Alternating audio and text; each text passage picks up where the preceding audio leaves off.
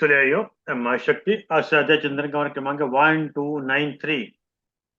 दिन सोमवार, तारीख 25 अगस्त 2025। तो कितना बढ़िया दिन है, 25 अगस्त 2025 हुआ रिकॉर्ड। और आज हमारे बीच में आदरणीय श्री आर एन पांडे साहब, जो retired additional commissioner commercial tax है।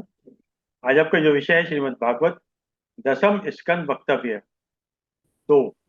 और विशेष रूप से ले रहा है भगवान श्री कृष्ण का प्राकट्य। अब ज्यादा सुन लेते हैं, आदरणीय पांडे साहब से निवेदन करते हैं कि आज का 2 दिन जाएगा। ओम भूर्भुवः स्वः तत्सवितुर्वरेण्यं भर्गो देवस्य धीमहि धियो यो नः प्रचोदयात्। ओ ओम विश्वानि देव सवितर्दुरितानि परासुव यद्भद्रं तन्न आसुव।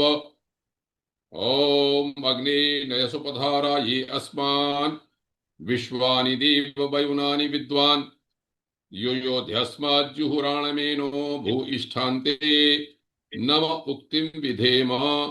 हे सकल जगत के उत्पादक प्रकाश स्वरूप परमात्मन, आप हमारी दुर्व्यसनों को, बुराइयों को, आपत्तियों को दूर करें और जो कल्याणकारी हो वह हमें प्राप्त कराएं।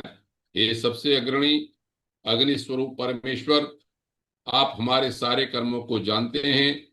आप हमको सन्मार्ग पर ले चलते हुए समृद्धि प्राप्त कराएं। इस मार्ग में जो भी बाधाएं आए उन्हें आप दूर करें। हम आपको बारंबार प्रणाम करते हैं। ओ सदैव की भांति सर्वप्रथम आदरणीय श्री अरविंद शर्मा जी का बहुत आभार। उनके सुपुत्र अभिषेक शर्मा जी को भी बहुत बहुत धन्यवाद। इन दोनों के प्रयास से यह स्वाध्याय चिंतन की परंपरा चल रही है। तदुपरांत जितने भी आदरणीय वरिष्ठ प्रबुद्ध श्रोतागण हैं, आदरणीय कालरा साहब, आदरणीय ऋषि जी, आदरणीय शेखरी साहब, आदरणीय चौधरी साहब, गोकुल मुंद्रा साहब, और जो हैदराबाद से मेरी, उन सबका आभार। हैदराबाद से मेरी जो सुपुत्री जुड़ी हुई हैं, उनको भी बहुत बहुत शुभकामनाएं, बहुत स्नेह। साथियों, श्रीमद् भागवत में प्रवेश करने से पूर्व भगवान श्री कृष्ण और परमहंस सुखदेव जी को स्मरण करता हूं मैं। सच्चिदानंद रूपाय विश्वोत्पत्त्यादि हेतवे तापत्रय विनाशाय श्री कृष्णाय वयं नुमः। यं प्रव्रजन्तमनुपेतमपेत कृत्यं द्वैपायनो विरह कातर आजुहाव। पुत्रेति तन्मयतातर्वोऽभिनेदुस्तं सर्वभूत हृदय मुनिमानतोऽस्मि। आज भगवान कृष्ण बाल रूप में प्रकट होने वाले हैं, तो उनके बाल रूप का ध्यान करता हूं मैं। करारविंदेन पदारविंदम मुखारविंदे विनिवेशयन्तम वटस्य पत्रस्य पुटे शयानम बालम मुकुंदम शिरसा नमामि। ओ प्रबुद्ध श्रोतागण, शनै शनै काफी समय से श्रीमद् भागवत पुराण के प्रकरणों को मैं आपके सामने यथामति रख रहा हूं। धीरे धीरे दशम स्कंद में हमने प्रवेश कर लिया है। यह सबसे महत्वपूर्ण प्रकरण है, 90 अध्यायों का, जैसे मैंने बताया था। और भगवान श्री कृष्ण की इसमें सारी की सारी चरित्र, सारी की सारी लीलाएं हैं। इन लीलाओं को सुन के ही संसार में सनातन धर्म को मानने वाले कितने ही लाखों लोग तर गए, भवसागर को पार कर गए। एक से एक ऋषि, एक से एक ज्ञानी, एक से एक गृहस्थ, सभी लोगों को वैष्णव परंपरा में सभी लोगों को पार कराने के लिए, भवसागर को पार करने के लिए नौका की तरह से है। पूरे पिछले प्रकरण में मैंने ये बात छोड़ी थी कि परीक्षित ने यह कहा कि मैं भगवान श्री कृष्ण के चरित्रों को सुनना चाहता हूं। उन्होंने कहा कि मुझे भूख भी नहीं है, प्यास भी नहीं है, अब तो मैं भगवान की लीलाओं का, कथाओं का, उनके चरित्र का, उन्होंने भगवान ने क्या किया आके, वो पार करना चाहता हूं। तो सुखदेव ने वहां पर यह कहा कि हे परीक्षित, मैं देख रहा हूं कि तुम्हारी बुद्धि स्थिर हो गई है। वहां पर और ये भी लिखा कि वासुदेव कथा में आपकी नैष्ठिकी रति हो गई है। नैष्ठिकी का मतलब हुआ निष्ठा पूर्वक। निष्ठा का अर्थ होता है, ये निष्ठा शब्द बनता है स्था धातु से। स्था धातु का अर्थ होता है गति निवृत्त, जहां पर की गति न हो, मतलब बिल्कुल स्थिर हो गया मन निश्चित रूप से। तो भगवान की कथा सुनने में परीक्षित का मन बिल्कुल निश्चित रूप से स्थिर हो गया, ये सुखदेव जी ने देख लिया। और ये भी कह दिया कि भगवान की तो ऐसा चरित्र है कि जो कहने वाला है, जो पूछने वाला है, वो सुनने वाला है, सबको ही पवित्र करता है बिल्कुल। अब यहां से प्रकरण आज का शुरू होता है। सुखदेव जी कहते हैं, हे परीक्षित, द्वापर का अंत समय था, कलयुग प्रारंभ होने को था। उस समय दैत्यों के रूप में जो दुष्ट राजा थे, उनका प्रभाव बहुत ज्यादा बढ़ गया था। पृथ्वी को उन्होंने आक्रांत कर रखा था। पृथ्वी गऊ का रूप धारण करके ब्रह्मा जी की शरण में गई, उसके आंसू निकल रहे थे, और उन्होंने ये कहा कि अपनी पूरी कहानी सुनाई कि हे भगवान, बहुत ही अत्याचार, अन्याय सब इस समय पृथ्वी पर बढ़ा हुआ है, इसका कुछ उपाय करो। तो कहते हैं कि शंकर जी के साथ वो पृथ्वी को लेके क्षीर सागर के पास गए। देवता लोग भी थे, सबको पता था कि जो भगवान है, परम सत्ता जो है यहाँ पर जो विराजमान है, वही इसका उद्धार करेंगे। तो कहते हैं कि पुरुष सूक्त के द्वारा वहां पर उन्होंने भगवान की स्तुति की, और स्तुति करते करते ब्रह्मा जी समाधिस्थ हो गए। समाधि की अवस्था में उनको आकाशवाणी सुनी उन्होंने, और तब समाधि से हट के ब्रह्मा जी ने कहा कि देवताओं, मैंने भगवान की वाणी सुन ली है, तुम भी उसको सुन लो, ऐसा ही करो। और भगवान को पहले से ही पता है कि पृथ्वी पर क्या हो रहा है। वे ईश्वरों के भी ईश्वर हैं, अपनी काल शक्ति के से पृथ्वी का जो बोझ है उसको हरण करेंगे, दैत्यों को समाप्त करेंगे वहां पर। और उन्होंने ये कहा कि वो यदुकुल में जन्म लेंगे। देवताओं से कहा कि तुम भी लोग अपने अपने अंशों के साथ यदुकुल में जन्म लेकर उनका जो लीला होगी उसमें सहयोग दो। और देवताओं की पत्नियों से कहा कि देवांगनाएं, तुम लोग जब भगवान जहां जाएंगे वहां पर उनकी सेवा करो, और उनके जितने भी साथी हैं उनके रूप में वहां पर तुम अवतार। ये बात आगे जब कृष्ण के चरित्र आएंगे तब याद रखने लायक है कि हम सनातन धर्म को मानने वाले पुनर्जन्म में विश्वास करते हैं। आगे और कथा आएगी भगवान ने किस तरह जन्म लिया। तो जो यदुकुल में आए हुए लोग हैं, जो आगे गोपांगनाएं हैं, वो क्या है ये आप समझ लीजिए। देवताओं का ही यहाँ पर अंश यहाँ पर कह दिया उन्होंने। और ये भी कहा कि भगवान शेष भी आएंगे इसमें। ये भी बताया ब्रह्मा जी ने कि योग माया, जो भगवान जिसके सहारे पूरे संसार को उन्होंने मोहित कर रखा है, वो भी अंश रूप से अवतार लेंगी। इतनी बात कह दी। अब सुखदेव जी ने कहानी प्रारंभ की कि हे परीक्षित, जो मथुरा में एक बार क्या था कि जो सूर के पुत्र जो वसुदेव जी थे, उनका विवाह देवकी के साथ हुआ, और देवकी का विवाह करके रथ पे लेकर देवकी को चले। अपना चचेरी बहन होने के कारण कंस जो था, उसने उनका बड़ा स्नेह दिखाया और स्वयं ही रथ को हाँकने लगा, अपने सम्मान देने के लिए, अपनी बहन के लिए, कि चलो भाई, मैं बहन और बहनोई को ले जा रहा हूं, रथ में ले जा रहा है। तभी वहां पर एक आकाशवाणी हुई। आकाशवाणी में ये कहा गया, अस्यास्त्वाम अष्टमो गर्भो हंता याम वह से अबुध। ये अबुध, अबुध माने जो जानकार नहीं है, मूर्ख है, या जो दैत्य है, देवता नहीं है। तो ये कहा आकाशवाणी में कि हे अबुध, हे कंस, तू जिसको रथ पर ले जा रहा है लगाम पकड़ के, इस देवकी का ही जो 8वां गर्भ होगा, 8वीं जो संतान होगी, वही तुझको मारेगी। बस इतना सुनना था। उन्हें बाल पकड़ लिए देवकी के, तलवार निकाल ली, मारने को तैयार हो। अब वसुदेव जी बहुत ही संत थे, उन्होंने एकदम धैर्य से काम लिया, और वसुदेव जी ने उसे बहुत समझाया, समझाने का प्रयास किया। पहले कहा कि भाई, जो शरीर के साथ उत्पन्न होते हैं उनकी मृत्यु भी होती है, कर्म के अनुसार दूसरा कर्म ग्रहण किया जाता है, इत्यादि इत्यादि बहुत समझाने का प्रयास किया। ये कहा कि जीव का मन अनेक विकारों का पुंज है।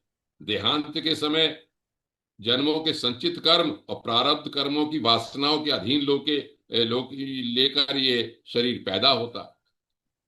जब सारी जन्म मृत्यु की बात बताई और ये भी कहा कि जो आदमी कल्याण करना चाहता है उसको द्रोह नहीं करना चाहिए, जिससे भी द्रोह करेगा तो परलोक में उसे और इस लोक में भी उससे कष्ट उठाना पड़ेगा।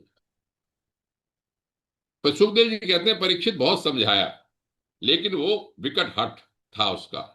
अब वसुदेव जी ने सोचा कि भाई ये तो बहुत कठिन बात है, ऐसा समय में क्या करना चाहिए, मुझे किसी तरह से विलंबित कर देना चाहिए, जान बचानी चाहिए अपनी, क्योंकि विधाता का विधान कोई जानता नहीं मृत्यु का। मृत्यु सामने आके भी टल जाती है और कई बार सब कुछ ठीक होता है तो भी मृत्यु आ जाती है, समय क्या करेगा। तो वसुदेव जी ने एक शर्त रखी, वसुदेव जी ने एक बात रखी अपनी। ये कहा कि देखो भाई कंस, तुम्हें देवकी से तो कोई भय है नहीं, भय तो इसके 8वें गर्भ से है, संतान से है। तो मैं ऐसा करूंगा कि तुम देवकी को छोड़ दो, जो संतान आती रहेगी वो मैं तुम्हें देता रहूंगा। कंस जानता था कि वसुदेव जी झूठ नहीं बोलते। उन्होंने कहा चलो अच्छा, ये बात तो सही भी होगी। और कंस चला गया उदार मन से, उसने बदल दिया अपना मन, उन्होंने छोड़ दिया दोनों को। लेकिन देवताओं को तो ये मंजूर नहीं था। देवता तो कह रहे थे, सोचते थे कि भाई जितना अत्याचार करेगा उतना ही इसका पाप बढ़ेगा। तो नारद जी गए, नारद जी ने उन्हें सारी बात बताई कि कंस, तुम्हें पता नहीं है, ब्रज में जितने भी नंद आदि गोप हैं, स्त्रियां हैं, ये सब सगे संबंधी जितने लोग हैं सब देवी देवता ही आए हैं, देवी देवता ही आए हैं यहाँ पर। और दैत्यों के कारण पृथ्वी का भार बढ़ गया है, भगवान आएंगे, इन सब का नाश करेंगे। अब जैसे ही उसने सुना तो उसने देवकी और वसुदेव को जेल में डाल दिया, कैद में डाल दिया, और ये कह दिया कि जो भी पुत्र होता रहे उसको मुझे देते रहना, मैं उनको उनकी हत्या कर दूंगा। यहां पर एक बात लिखी, कंस ये जानता था कि वो पुराने जन्म में काल नेमी था। देवासुर संग्राम जब हुआ था तब विष्णु ने उनका त्रिशूल से वध किया था, ये बात उसको पता थी। कंस इस समय बहुत बलशाली था। ये तक लिखा है गर्ग संहिता में कि उसने परशुराम जी जहां पर तपस्या कर रहे थे वहां का पर्वत उठा लिया था। तो उन्होंने एक उसको धनुष दिया था और ये कहा था कि धनुष को तुम उठा के दिखाओ। तो कंस ने उस पर प्रत्यंचा चढ़ा दी थी, तो उन्होंने उन्हीं को दे दिया और ये कह दिया कि इस धनुष को जो तोड़ देगा वही तुमको मारेगा। आगे इसकी कथा आएगी यहां पर। खैर, मैं आगे बढ़ता हूं।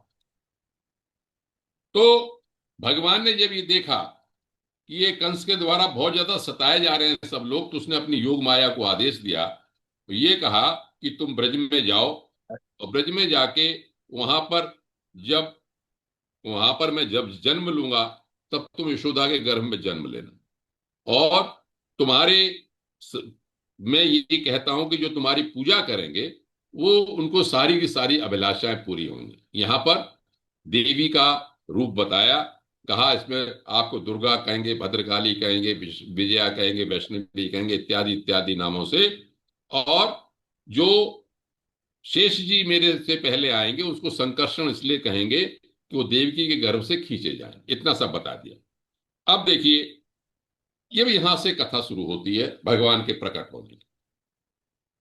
भगवान ने निश्चय किया तो वसुदेव जी के मन में प्रकट हुए।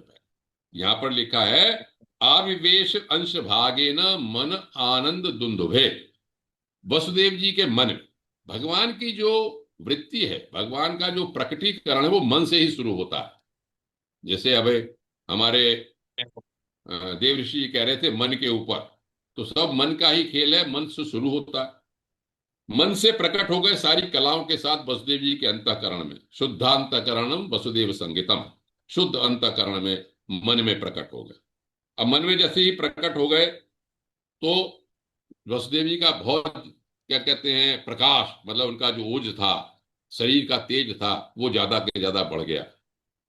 उस वसुदेव जी के तेज का आधान जब उन्होंने देवकी में किया तो देवकी जो सारे जगत के निवास स्थान हैं, देवकी उनका भी निवास स्थान बन गई। वो भी बहुत प्रकाश में, सारा कुछ प्रकाशमान हो गया यहां पर।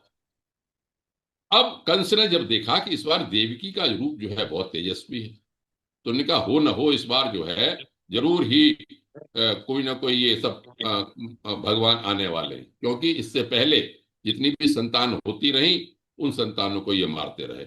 इससे पहले क्या हुआ, इनसे पहले एक घटना ये हुई थी कि जो सातवां गर्भ था, तो भगवान ने ये कह दिया योग माया से कि हमारे सातवें गर्भ को तुम रोहिणी के गर्भ में मथुरा में स्थापित कर देना।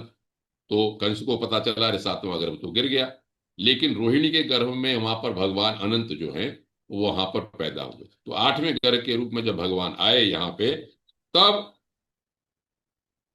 जब देवकी के रूप को ये देखा तो कंस ने पहले सोचा मैं मार दूं, लेकिन भगवान तो भगवान ही है, उन्होंने उसकी बुद्धि भी बदल ली और ये सोचा, उसने ये सोचा कि देखो ये तो मेरी स्त्री है, बहन है, गर्भवती है, मैं इसको मारूंगा तो मेरा यश बहुत खराब हो जाएगा। तो अब जब ये देखा कि भगवान आने वाले हैं, तो वहां पर ये लिखा है कि उस कैद खाने में ही शंकर जी, ब्रह्मा जी आए, वहां पर उन्होंने उनकी स्तुति की।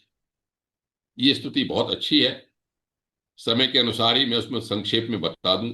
सबसे पहला, जैसे श्री भागवत की एक परंपरा, एक पैटर्न में देखता हूं कि पहले निराकार ब्रह्म की उपासना करते हैं, बताते हैं, फिर उसके विराट पुरुष को बताते हैं, फिर प्रकृति को बताते हैं, उसके बाद साकार को बताते हैं। उसी तरह से यहाँ पहला श्लोक बहुत महत्वपूर्ण है। यदि किसी और व्यास कथाओं में सुनेंगे तो इसको बहुत अच्छी तरह से लोग कहते हैं कि सत्य व्रतम सत्य परम त्रिसत्यम, सत्यस्य योनिम निहितम च सत्ये, सत्यस्य सत्यम अमृत नेत्र सत्यम, सत्यात्मकम त्वाम शरणम प्रपन्नाः। संक्षेप में इसका अर्थ यह है कि उन्होंने कहा कि ये भगवान आप सत्य संकल्प हैं, सत्य ही आपकी प्राप्ति का श्रेष्ठ साधन है। पृथ्वी, अब तेज, मरुद्व्योम, इसमें भी आप स्थापित रहते हैं, अंतर्यामी रूप से विराजमान हैं, आप समदर्शन के प्रवर्तक हैं, तो आप तो केवल सत्य स्वरूप है। यहां पर केवल इशारे में मैं आपको बता दूं कि तैत्तिरीय उपनिषद में भी कहा यद इदम च तत्सत्यम इति आचक्षते, जो कुछ भी है वो सत्य ही कहलाता है। बृहदारण्यक उपनिषद में भी ये कहा कि सत्यमेव सच्च, जो कुछ भी है वो सत्य ही है। तो इस तरह से यहां पर वेदों की बात, श्रुतियों की बात की परंपरा कहते हुए फिर आगे बढ़े। देवता लोगों ने प्रकृति के बारे में बताया, ये वृक्ष संसार क्या है, एक वृक्ष है, इस प्रकृति है इसका आश्रय, सुख दुख दो फल हैं, धर्म अर्थ काम मोक्ष चार इसके फल हैं, रस हैं, और स्वभाव इसी तरह से बताते रहे जिस तरह से ये सब हम लोग पैदा होते हैं, रहते हैं, बढ़ते हैं, बदलते हैं, घटते हैं, नष्ट हो जाते हैं, इसी तरह की बात है। 10 प्राणों के बारे में बताया, कहने का अर्थ ये कि सृष्टि के बारे में बताया, और ये भी कहा कि सब कुछ आप ही हैं। अंत में जो बात कहनी थी कि सब में आप स्थित हैं और सब कुछ आप में स्थित है, ये बार बार बात आती है। सर्वभूत आत्मानम सर्वभूतानि च आत्मनि, जो गीता का उद्देश्य है वो यहां पर बताया इन्होंने। बताने के बाद ये कहा अब देखिए, जब निराकार बता दिया, प्रकृति का रूप बता दिया, अब साकार पे आए। ये कहा कि देखो भाई, जो आपके, ये भी जानते हैं कि जो आपके चरण कुल रूपी जहाज का आश्रय ले लेते हैं वो भवसागर को बहुत आराम से पार कर जाते हैं। भगवान के चरणों का आपको आश्रय लेना ही है। और जो लोग चरण शरण चरण की शरण नहीं लेते, अपने को झूठ मूठ मुक्त मानते हैं, वो वास्तव में बड़ी बड़ी साधनाएं करके भी नीचे गिर सकते हैं। और ये कहा कि आप सबका कल्याण करने के लिए अपना दिव्य विग्रह मंगल प्रकट करते हैं। इस मंगल विग्रह का प्रकट करने का ही आधार लेके लोग तपस्याएं करते हैं, आराधना करते हैं, पूजा करते हैं। इसलिए ये कहा यदि केवल अनुमान के सहारे चले तो कोई रूप समझ में नहीं आता। तो जो आप दिव्य मंगल इसलिए प्रकट करते हैं कि आपके भक्त लोग, साधक लोग जो हैं वो आपका साक्षात्कार कर सकें। इतना कहने के बाद ये कहा कि जो आपके नामों का श्रवण कीर्तन स्मरण करता है चरण कमलों की सेवा करता है, उसे संसार के चक्र में नहीं आना पड़ता। अब महत्वपूर्ण एक बात कह दी इसमें देवताओं ने और शंकर जी जो स्तुति में, कि देखो भाई आप अजन्मा हैं, और तो हम जन्म का कारण के बारे में कोई तर्क करें तो वो भी व्यर्थ, क्योंकि ये आपका लीला विनोद है। जो कुछ ये बात आगे तक ध्यान देने की है हमको, सूत्र यहीं से पकड़ में आएगा कि भगवान कर रहे हैं, या जन्मा होते हुए जन्म लेते हैं। बहुधा विजायते, तो योग वो वेद भी कहते हैं कि ये पैदा होने वाला भी बहुत से पैदा होता है। यहां पर एक बात कहूं, लीला, लीला शब्द बहुत आएगा कि भगवान श्री कृष्ण की पूरे 10वें अध्याय में लीला ही लीला है। लीला का अर्थ क्या होता है? लीला माने क्रीड़ा, लल कहते हैं शब्द से बना, लेकिन एक बड़ा छुपा हुआ अर्थ है इसमें। दूसरा अर्थ भी संत लोग कहते हैं कि लीनम लाती। एक तो वैष्णव दर्शन कहता है विलासेच्छा लीला है, खेल है। खे माने क्या होता है? खे माने खेल शब्द भी जो है वो संस्कृत का शब्द है। खे आकाशे लाती लीयते, आकाश में, हमारे आकाश तत्व में जो ले जाता है वो खेल, लीला। एक और अर्थ, एक और अर्थ लीला का आप याद कर रखें, बड़ा काम आएगा ये आगे तक।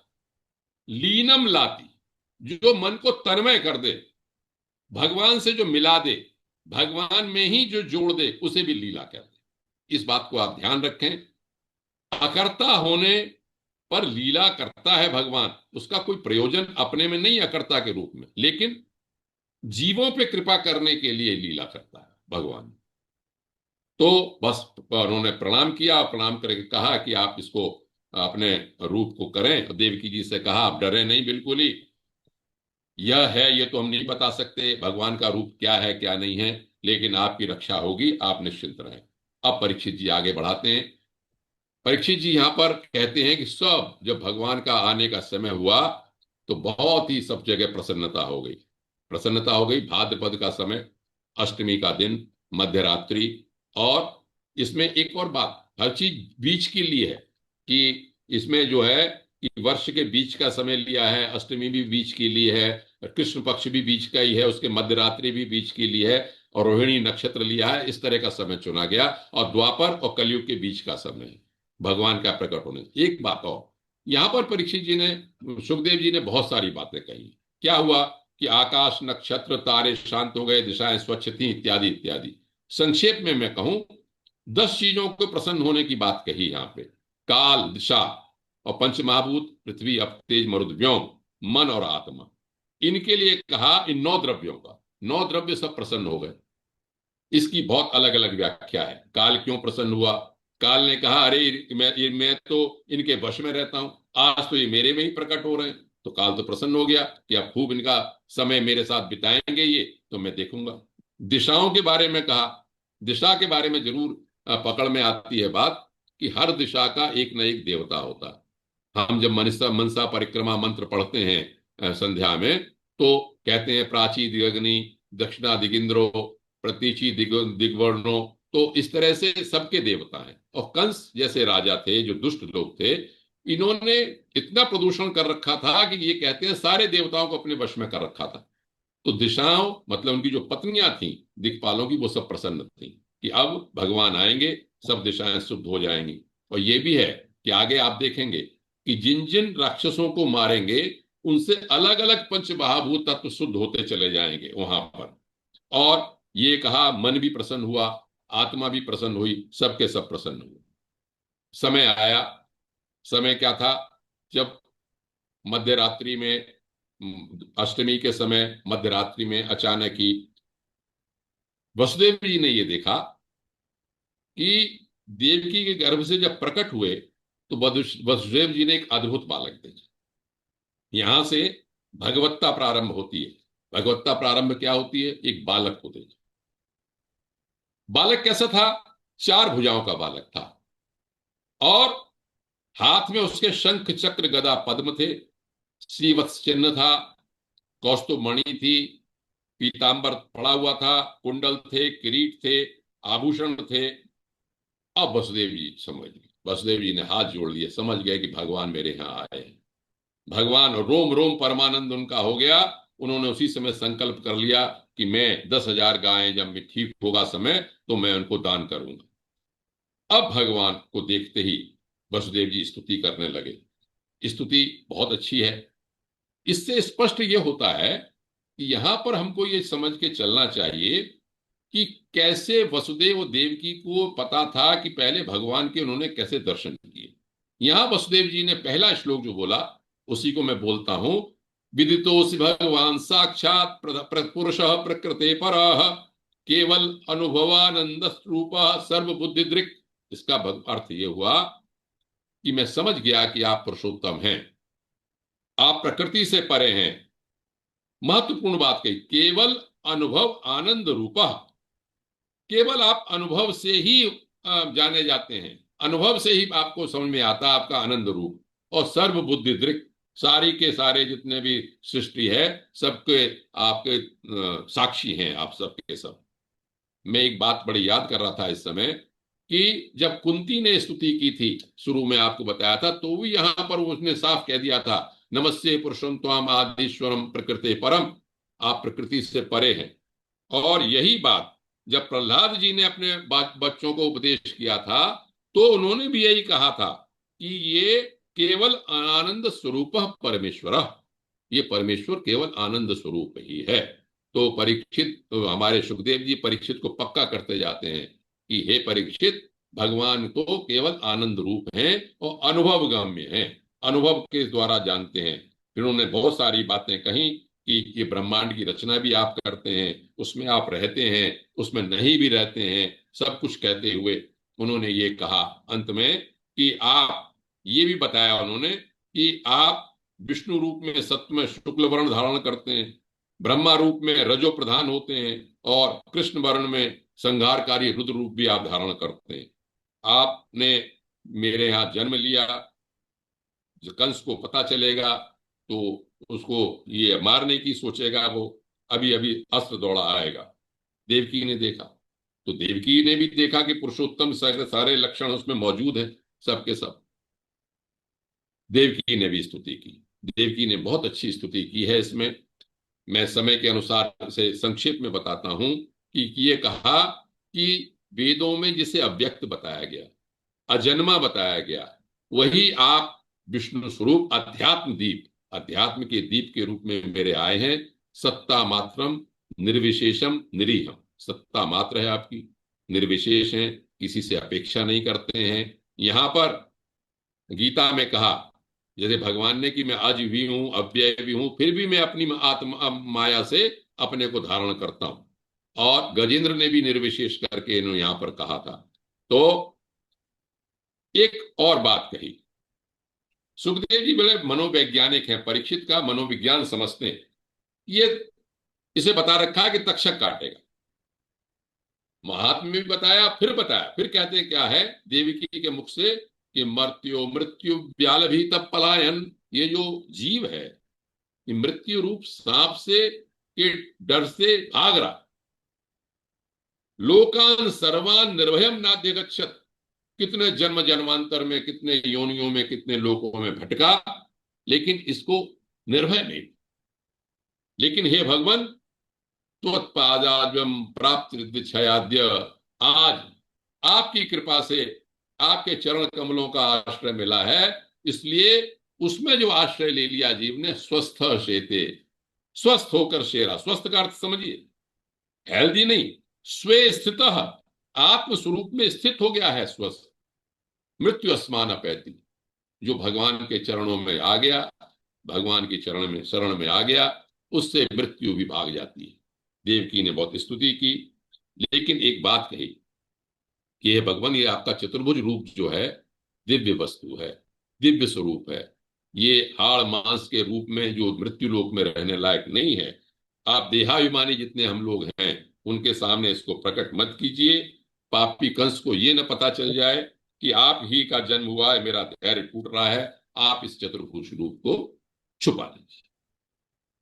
भगवान ने कहा, अब भगवान ने उन्हें संक्षेप में बता दिया कि भाई देखो, स्वयंभू मनवंतर में जब तुम्हारा पहला जन्म था तो ये वसुदेव तो सुतपा नाम के प्रजापति थे, तुम प्रश्नी नाम की थी। तुमने 12,000 वर्ष तप किया, तब मैं कृष्ण गर्भ के रूप में पैदा हुआ। तुमने कहा था कि मुझे मेरे जैसा ही जन्म चाहिए। दूसरा जन्म हुआ। दूसरा जन्म जब हुआ तो तुम अदिति बनी, और ये जो वसुदेव थे वो कश्यप बने, मैंने वामन का अवतार लिया। तीसरा ये अवतार है। तो अब यहां पर ये कहा, मैं इसलिए बता रहा हूं कि जब भी आप कृष्ण के लीलाओं का चिंतन करें तो इस पृष्ठभूमि को याद रखें। इस तरह से अवतार हुआ है, तपस्या की है देवकी ने और वसुदेव ने, तब जाके ये बने हैं। 12,000 वर्ष स्वयं मनु से आया, उस मनु के कल मन मंत्र से वहां से चला है। और यहां पर ये कहा, बड़ा महत्वपूर्ण बात कही भगवान ने, कि तुम मुझको पुत्र भाव रखना, निरंतर ब्रह्म भाव रखना मेरे प्रति। मतलब वात्सल्य स्नेह करना और चिंतन करना मेरा, इससे ही तुम्हें मेरे पद की प्राप्ति हो जाएगी। यहां पे एक सूत्र दिया कि कृष्ण भगवान के वात्सल्य भाव से जो चिंतन करते हैं या उनकी लीलाओं का चिंतन करते हैं, उनको भगवत प्राप्ति होती है। भगवान ने अपने मुंह से यहां पर कह दिया। अब सुखदेव जी कहते हैं कि इतना कह के वो चुप हो गए। योग माया के कारण उन्होंने शिशु रूप का धारण कर लिया। कैदी थे ही, सबके सब बंद थे। उनके प्रकट होते ही मन में उनके ये हुआ कि भाई क्या कहते हैं, वसुदेव जी के मन में उन्होंने वृत्ति की कि यहां से ले चलो। ले कैसे चलें? जैसे देखा भगवान की योग माया, जितने भी ताले थे दरवाजे थे वो सब बंद थे, सबके खुल गए। सो जितने भी पहरेदार थे सब सो गए, और वसुदेव जी उनको लेके बाहर चले। उन्हें पहुंचाना था, गोकुल पहुंचाना था उनको, यमुना जी की ओर चले। देखो यहां पर एक छोटी संक्षिप्त बात मैं कह दूं, ये केवल एक जन्म तो है, लेकिन हमारे समझाने के लिए भी बात है। क्या समझाने के लिए? कि साहब क्यों पैदा हुए जेल में, क्या हुआ? तो जो साधु संत लोग हैं, महात्मा लोग, वो ये कहते हैं कि हम सब भी वही हैं। हम सबको बताना चाहते हैं, क्या बताना चाहते हैं हम सबको? कि हम सब भी जेल में पड़े हैं। किस जेल में पड़े हैं? कर्मफल के जेल में पड़े हुए। योनियों में आना जाना है इसकी जेल में, तो हम भी बंधे हुए हैं। हमारे लिए क्या है? मोह की रात्रि भी है। और हमें भय किससे है? आपत्ति क्या है? मृत्यु से भय। जैसी जन्म होता है वैसे ही मृत्यु से भय लग जाता है। वासनाओं की बेड़ी जकड़ी हुई है, हर जीव के प्रति मोह के किवाड़ लगे हुए हैं, और भय के कारण पहरेदार भी बैठे हुए हैं। आपत्ति कौन सी है? कंस की आपत्ति है कि वो मार देगा। लेकिन इनका नाश कैसे होता है? ये सब खुल कैसे जाते हैं? भगवान की कृपा से, भगवान के आगमन से। भगवान का जैसे ही आगमन होता है, संतों की कृपा होती है, ये सब के सब समाप्त हो जाते हैं। सारी बेड़ियां खुल जाती हैं, पहरेदार भी सब खत्म हो जाते हैं, और ये आत्मदर्शन की बेला है। भगवान वसुदेव जी सिर पे रख के, जैसे आपने सुना ही होगा कहानी, बोले आगे चले। थोड़ी थोड़ी बरसात हो रही थी, तो कहते हैं भगवान भीग न जाएं। भगवान शेषनाग वहां पर आ गए, उन्होंने उनका ऊपर रख लिया, जिससे कि फण ऊपर कर लिया, और यमुना जी ने रास्ता दे दिया। प्रबुद्ध श्रोतागण, आप विश्वास मानिए इस बात को कि जो भगवान को, भगवान के चरणों को अपने सिर पर रखता है, भवसागर उसे रास्ता दे देता है। भवसागर से पार हो जाता है। कोई शंका न करें इस बात में कि कैसे हुआ होगा। वो भगवत तत्व कुछ भी कर सकता है, अपनी लीलाओं से विपत्तियों का मार घटता चला जाता है। तो खैर वहां पर पहुंचे। पहुंचने के बाद यशोदा जी को ये तो पता थी कि संतान हुई है, लेकिन अचेत थी। वसुदेव जी ने उनको वहां रखा। वहां से कन्या जो थी उसको लेके आए। कन्या को लेके आए, और जब कारागार में वापिस आ गए, उसके बाद सबके सब ताले बंद हो गए। सब कुछ वैसे का वैसा ही हो गया। कंस को पता चला। कंस को कहा, जब दौड़ के आया और देखा तो कन्या थी। कहा देवकी से कन्या को मत मारो, लेकिन नहीं, बहुत याचना की, लेकिन कन्या बहुत दुष्ट था। उसने कन्या को पकड़ के जैसे ही शिला पे पटकना चाहा, वो छिटक के आकाश में चली गई। उसी के समय षडभुजा, अष्टभुजा देवी प्रकट हुई। उसके हाथ में सब आयुध थे, धनुष, त्रिशूल, बाण, ढाल, तलवार, शंख, चक्र, गदा, ये आठों के आठों आयुध लेते हुए। उसने कहा कि हे मूर्ख, मेरे मारने से तुझे क्या मिलेगा? तेरे मारने वाला तो तेरा जो पूर्व जन्म का शत्रु जो विष्णु है, वो पहले ही कहीं पैदा हो चुका है। तू व्यर्थ में बालकों की हत्या मत कर। अब तो भैया जैसे सुना असीम आश्चर्य हुआ। यहां पर कंस ने जैसे हिरण्यकशिपु ने हिरण्याक्ष के वध पर उपदेश किया था, वैसा ही उपदेश किया।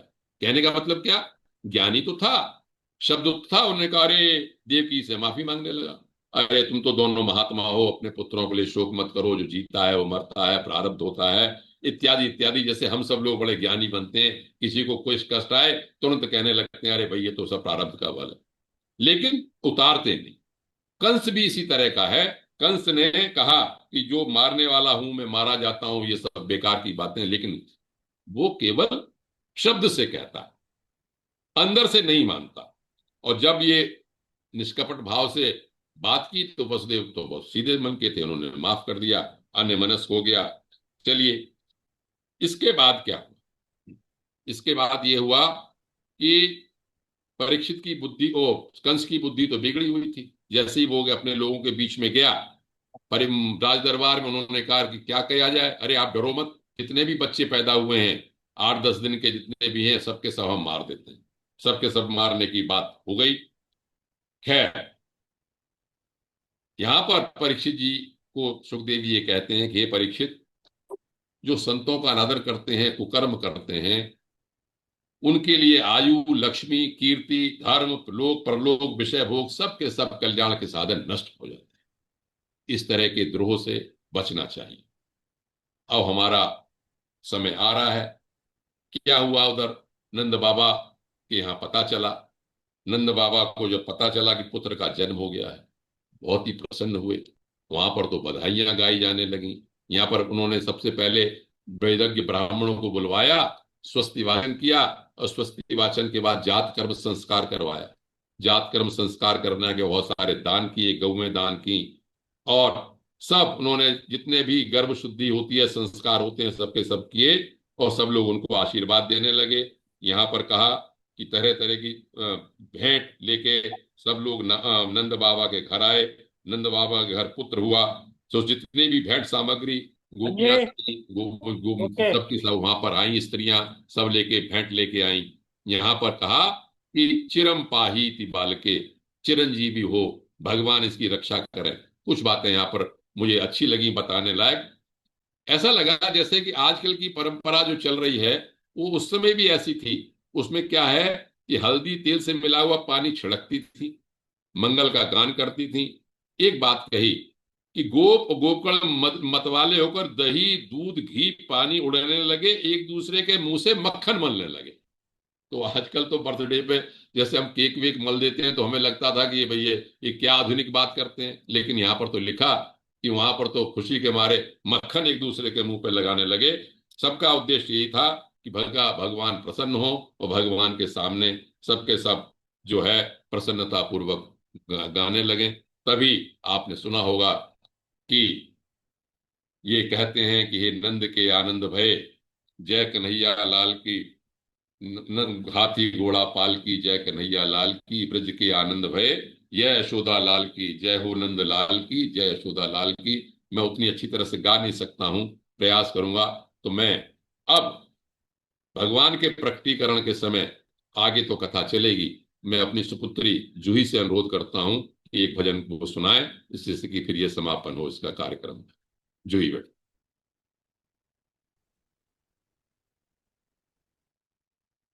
आवाज है तो? हेलो। मैं सभी को यहाँ पर प्रणाम।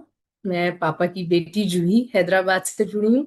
आज भगवान का प्राकट्य हुआ, मेरे लिए इससे ज्यादा सुखद सौभाग्य की बात नहीं हो सकती। आप सब बड़े, इतने बड़े कि जिन्होंने 1200 से ज्यादा तक एपिसोड अपने इस स्वाध्याय चिंतन में पूरे किए हैं, और साथ में मुझे आप सबसे आशीर्वाद मिलेगा। और मेरे पापा जहाँ व्यास रूप में कथा कर रहे हैं, वहां पर मुझे एक भजन गाने के लिए मिलेगा। इससे ज्यादा सौभाग्य शायद मेरा नहीं हो सकता। मैं कहीं त्रुटि पर रहूं, मेरी तबीयत आवाज ठीक नहीं है, मैं बुखार में थी, तो आप सब मुझे क्षमा करिएगा। पर मैं भगवान के लिए, भगवान के चरणों में आप सबको ले जाने की कोशिश करूंगी। भगवान के लिए बधाई गाई है, जिसमें कि मात यशोदा के द्वार पर भगवान शंकर आ गए हैं। खुशी के मारे देवता भी धरती पर आ गए, और भगवान शंकर खुशी से मात यशोदा के सामने उनके भाग्य के लिए बधाई देते हैं कि तुम्हारे घर किसने जन्म लिया है। ओम। जुग जुग जीवेरी यशोदा मैया तेरो ललना। जुग जुग जीवेरी यशोदा मैया तेरो ललना। तेरो ललना हो मैया तेरो ललना। जुग जुग जीवेरी यशोदा मैया तेरो ललना। बड़भागी हो मात यशोदा ऐसा सुत तू जायो। बड़भागी हो मात यशोदा ऐसा सुत तुम जायो। पूरे ब्रह्म जगत को स्वामी तूने गोद खुलायो। अपने बाबा की उंगलियां पकड़े तेरो ललना। जुग जुग जीवेरी यशोदा मैया तेरो ललना। धन्य हुई तब मात यशोदा मैया कहकर बोले। धन्य हुई तब मात यशोदा मैया कहकर बोले। घूंगर बांध तो घुटवन में घुटवन घुटवन दौड़े। घूंगर बांध तो चरणन में घुटवन घुटवन दौड़े। अपने बाबा की उंगलियां पकड़े तेरो ललना। जुग जुग जीवेरी यशोदा मैया तेरो ललना। अब भगवान शंकर अपने मन की बात मात यशोदा के आगे कह रहे हैं। आशा लेकर बड़ी दूर से दर्शन करने आयो। आशा लेकर बड़ी दूर से दर्शन करने आयो। मेरो इष्ट जगत को स्वामी तूने गोद खिलायो। मेरो इष्ट जगत को स्वामी तूने गोद खिलायो। अपने बाबा की उंगलियां पकड़े तेरो ललना। जुग जुग जीवेरी यशोदा मैया तेरो ललना। भगवान के प्राकट्य की आप सभी को बधाई हो, बधाई हो, बधाई हो। बहुत बहुत सुंदर। अपना वक्तव्य समाप्त करने से पहले मैं यही कहूंगा कि हम सबके बीच में आनंद कंद भगवान विराजमान रहें। जब तक ये भागवत का प्रकरण चले उसी तरह से ये भगवान के भगवत तत्व को हम धारण करें और ये कहते रहें आज तो ये आनंद उमंग भयो जय नंद लाल की और ब्रज में आनंद भयो जय यशोदा लाल की। हाथी घोड़ा पाल की जय कन्हैया लाल की। खूब भगवान बिल्कुल हम सब लोगों के मन में उतरे, मन में स्थापित रहें और जिस तत्व से जिस रूप से हम उसके पास जाना चाहें वही हमको हमेशा प्रदान करते रहें। आनंद ही आनंद है भगवान श्री कृष्ण की लीलाओं का। आगे मैं अगले वक्तव्यों में करूंगा। भगवान प्रकट हुए हैं। भगवान ने के बारे में मेरे मुख से कहलवाया गया, ये मेरा सौभाग्य है। आप लोगों ने सुना, आपका सौभाग्य है। और जो अरविंद शर्मा जी ने कहलवाया, ये करवाया, उनका सबका सौभाग्य है। आप निश्चित मानिए आगे चल के जैसे जैसे मैं आज जल्दी में थोड़ी सी बातें कही हैं, आप बिल्कुल इसको समझ लीजिए। भगवान श्री कृष्ण का अवतरण हम सब लोगों के सामने, हम सब लोगों को उद्धार करने के लिए हुआ, जीवों का उद्धार करने के लिए हुआ। बस धारण करने की बात है। देव की जैसी निर्मल बुद्धि हमारे पास हो, मन हो वसुदेव जैसा, तो भगवान स्थित रहेंगे। भगवान ऐसे ही हमारे रूप में अंदर रहें और हमारा कल्याण करें। फिर दोबारा से बधाई देते हुए, आभार प्रकट करते हुए वक्तव्य समाप्त हो। बहुत बहुत धन्यवाद आदरणीय जूही जी। बहुत बहुत धन्यवाद आदरणीय पांडे साहब। आपका वक्तव्य समाप्त हुआ। अब किसी को और जिज्ञासा कोई प्रश्न बनता पूछ सकते हैं। फिर हमारे आदरणीय बीएन चौधरी साहब जो व्यासपीठ को हमेशा धन्यवाद देते हैं, तो उनसे कहेंगे 200 धन्यवाद करें। आदरणीय बीएन चौधरी साहब। प्रणाम आदरणीय। वो तो बाद में आपका धन्यवाद देंगे, पहले प्रश्न कर लें। हाँ ले लो, प्रश्न ले लो। प्रश्न नहीं, मैं तो सिर्फ प्रणाम कर रहा हूँ। आपने धन्यवाद आदरणीय आदरणीय व्यासपीठ को प्रणाम कर रहा हूँ। आज इन्होंने, उनके माध्यम से हमने भगवान का अवतरण दृश्य देखा। तो देखा ये भी नहीं, इन्होंने दिखाया, सुना नहीं, दिखा दिया। इसके लिए मैं बहुत बहुत प्रणाम करता हूँ। और आपने जो सच में कहा, ये कहानी, ये कथा करने के लिए आपने, ये क्या कहते हैं, जो सुखदेव जी ने इनको, अपने शिष्य को, परीक्षित परीक्षित। को, ये स्थिति, मानसिक स्थिति में ले आया कि वो स्थिर हो जाए। इतनी कहानियां सुनाने के बाद बस उनकी स्थिर बुद्धि हो जाए, तब तक इतनी सारी कथाएं सुनाई। उनकी जो बुद्धि है वो शरणागत चरणों में लग जाए और स्थिर हो जाए। मैं बहुत बहुत प्रणाम करता हूँ व्यासपीठ को, बहुत बहुत प्रणाम। बोलिए देव ऋषि जी, आप कुछ कहना चाहते हैं, बताएं। नहीं, बस कह रहे हैं, आनंद हो गया। आप श्री कृष्ण जी का जन्म देखा। पंडित जी, बहुत बहुत धन्यवाद। बिल्कुल ऐसा लग रहा है आंखों के सामने देख रहे हैं। और एक छोटा सा मन में प्रश्न आया। ये है कि ये हमारे भारतवर्ष में हुआ, बाकी विश्व में, विश्व के अवस्था में इनका क्या, इस संदर्भ में क्या कहा सकता है? आप जब उस कहते हैं ब्रह्मा जी ने किया भाई, विश्व के लिए किया, ये तो इस this part of the world में हुआ। क्या विश्व में कृष्ण की उत्पत्ति का क्या महत्व है, ये जरा पूछना चाहता था। पूरे संसार में देखें तो पंडित जी की फोटो नजर नहीं आ रही, चौधरी साहब की नजर आ रही। नहीं, मेरी भी नजर आ गई। मेरी हाँ जी, हाँ वहां जी, पे हाँ आ जी। गया साहब। हाँ जी, पंडित जी मेरी बात समझ गए ना? क्या मैं कहना क्या चाहता था? नहीं, आप भारतवर्ष को छोड़ के विश्व की बात कर रहे हैं ना? हाँ, मैं विश्व विश्व के संदर्भ में श्री कृष्ण जी का उत्पत्ति का क्या महत्व होगा? मैं ये तो मथुरा और ये गोकुल, ये भारतवर्ष की बात, विश्व संदर्भ में इनका क्या महत्व हुआ और क्या उसके बारे में क्या मेरे मन में जस्ट विचार आया। तो ये विश्व रूप है, पूरा सृष्टि के लिए है, सिर्फ भारतवर्ष के लिए नहीं है। इसमें देखिए, एक शब्द विश्वात्मा तो आया। मैं सुना वो, हाँ। भगवान विश्वात्मा है। और ये चरित्र, ये जो प्रकटीकरण है, ये चूंकि इनका चिंतन इसी से संबंधित है, और जितने भी संबंधित लोग रहे हों, वो उस सब की बात यहाँ पर भारतवर्ष की बात जरूर हुई, स्वयंभव मनु की।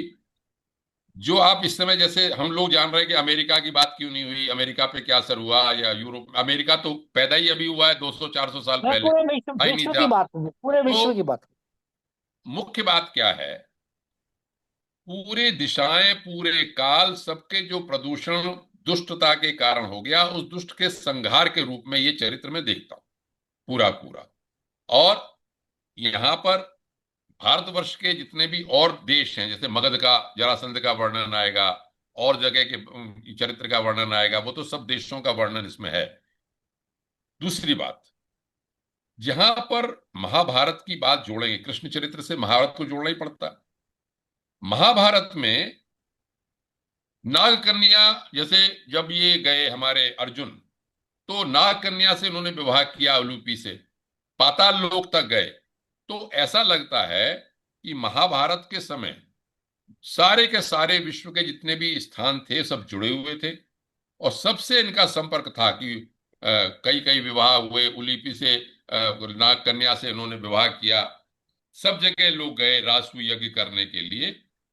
ये बात जरूर है कि आजकल के जो नाम है उस तरह के नाम नहीं है, लेकिन पूरी मानव जाति के लिए कृष्ण का जो चरित्र का संदेश जो है, वो केवल भारतवर्ष के लिए, भारत में तो इन्होंने लीला की, लेकिन पूरे विश्व के लिए संदेश तो है ही। श्रीमद् भगवद गीता पूरे विश्व के लिए संदेश दिया उन्होंने, कि उन्होंने अपने चरित्र से भी विश्व के लिए संदेश दिया। तो मैं ये समझता हूं कि श्री कृष्ण का जो चरित्र है, वो पूरे विश्व के लिए ही एक संदेश के रूप में स्थापित हुआ।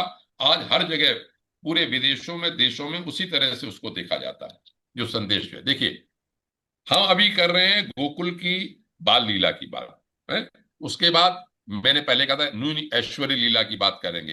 तो जब महाभारत की बात आएगी, तो जो श्रीमद् भगवत गीता का चरित्र, जो उनका जो संदेश है, वो पूरे विश्व के लिए संदेश है, ऐसा मैं समझता हूं।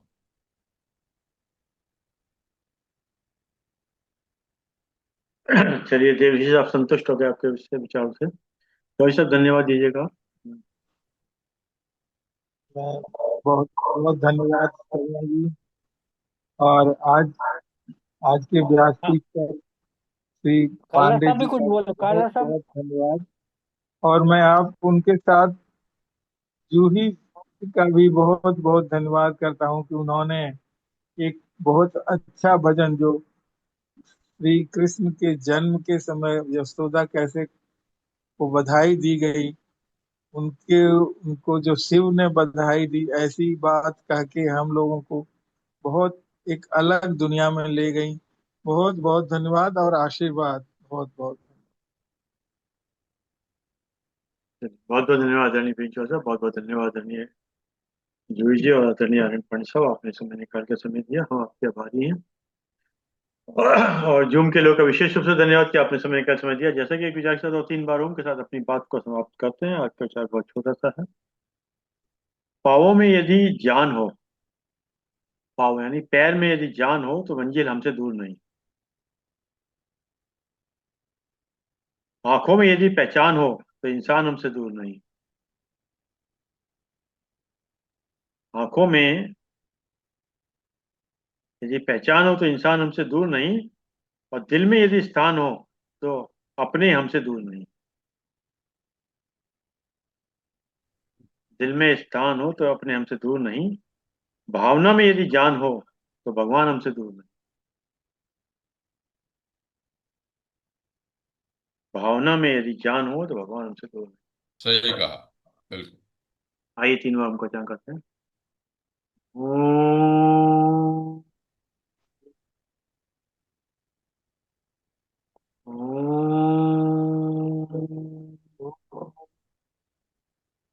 ओम। ओ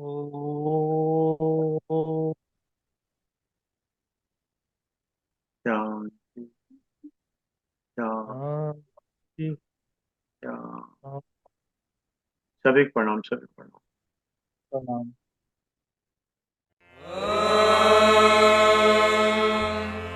द्यौः शान्तिरन्तरिक्षं शान्तिः पृथिवी शान्तिरापः शान्तिरोषधयः शान्तिः वनस्पतयः शान्तिर्विश्वे देवाः शान्तिर्ब्रह्म शान्तिः सर्वं शान्तिः शान्तिरेव शान्तिः।